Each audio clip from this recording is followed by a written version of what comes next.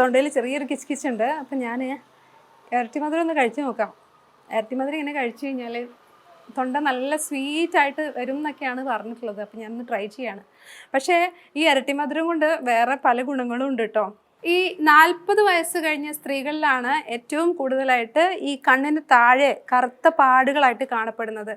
കറുത്ത കുത്തുകളായിട്ട് ഇങ്ങനെ അവിടെ ആയിട്ടായിട്ട് കാണാറുണ്ട്. സാധാരണ ഇപ്പം നമ്മൾ ഒരു വിശ്വാസത്തിന് പുറത്തൊക്കെ പറയാറുണ്ട് കഷ്ടപ്പാടുള്ളത് കൊണ്ടാണ്, ജീവിതത്തിൽ ഒരുപാട് സങ്കടങ്ങൾ വരുന്നതുകൊണ്ടാണ് ഇങ്ങനെയൊക്കെ വരുന്നതെന്ന്.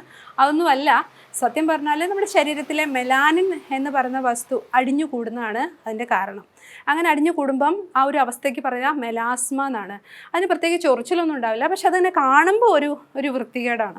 അപ്പോൾ അത് പോകാൻ ഈ ഇരട്ടി മധുരം നല്ലതാണത്രേ.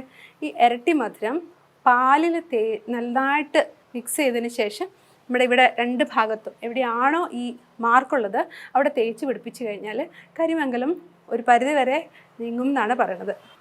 ഈ ഇരട്ടി മധുരവും പാലും കൂടെ തേച്ചിട്ടുള്ള മിക്സില്ലേ, അതെൻ്റെ ചേച്ചി ഉപയോഗിച്ചിട്ട് നന്നായിട്ട് വ്യത്യാസം ഉണ്ടെന്നാണ് കേട്ടോ പറയണത്.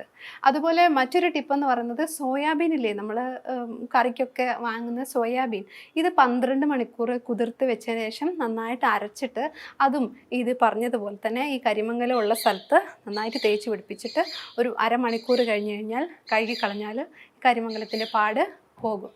അപ്പോൾ വീണ്ടും ഇതുപോലുള്ള ടിപ്പുകളുമായിട്ട് നമുക്ക് വീണ്ടും കാണാം. ബൈ.